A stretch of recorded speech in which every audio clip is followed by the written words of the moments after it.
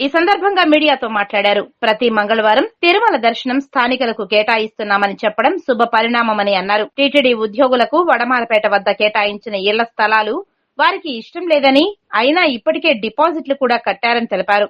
దగ్గరలోనే ఉండే Tirupati zoo park రోడ్లోని దేవలోక్ స్థలాన్ని టీటీడీ ఉద్యోగులకు కేటాయించాలని డిమాండ్ చేశారు. అలాగే తిరుపతిలో వార్తలను సేకరిస్తున్న 200 మంది జర్నలిస్టులకు 5 సెంట్ల భూమి అక్కడే ఇవ్వాలని అధికార పార్టీకి సూచించారు. తిరుమలలో అవినీతిని బయట పెడతానని టీటీడీ నూతన ఈవో తెలిపారు. ప్రతిరోజు దర్శనాలు ఇస్తున్న లిస్టును ఆన్లైన్ లో బయట పెట్టాలని కోరారు. వడమాలపేటలో టీటీడీ ఉద్యోగస్తులకు ఇళ్ల స్థలాలు ఇచ్చారు. ఏ ఒక్కరూ సంతోషంగా లేరు. కనీసం 100లో ఒక్కరు కూడా ఇళ్లు కట్టుకోరాడా. అది ఆమోదయోగ్యం కాదు. ఇళ్ల స్థలాలు గత ప్రభుత్వం చేసినటువంటి పెద్ద పొరపాటు. మేము కాంగ్రెస్ పార్టీ తరఫున అడుగుతున్నాం.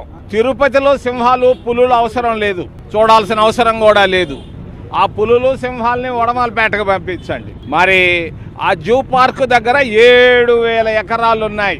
ముద్దకృష్ణనాయుడు తీసుకొచ్చినటువంటి 7,000 ఎకరాలు. మరి అది కాకుండా దైవలోక్ అని ఒకటి తీసుకొని వచ్చారు. గత ప్రభుత్వంలో 150 ఎకరాలు ఇచ్చారు దైవలోక్ అని. టూరిజం అంట. ఉండే టూరిజం చాలకుండా మళ్ళీ వాళ్ళకి ఎందుకు భూములు?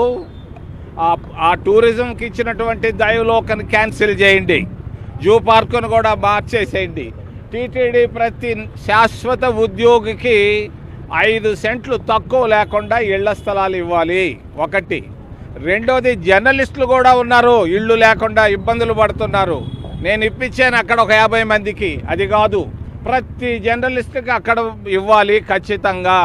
రెండోది, ప్రభుత్వ ఉద్యోగస్తులు ఉన్నారు, చాలామంది ఇళ్ళు లేకుండా ఉన్నారు. ఇల్లు కట్టుకోవడం అనేది రాజ్యాంగంలో ఉన్నటువంటి ప్రాథమిక హక్కు. ఓటు ఎలా హక్కు, ఇల్లు కట్టుకోవడం కూడా హక్కు. ప్రతి గవర్నమెంట్ ఉద్యోగికి ఇళ్ల స్థలం అక్కడ ఇవ్వాలి.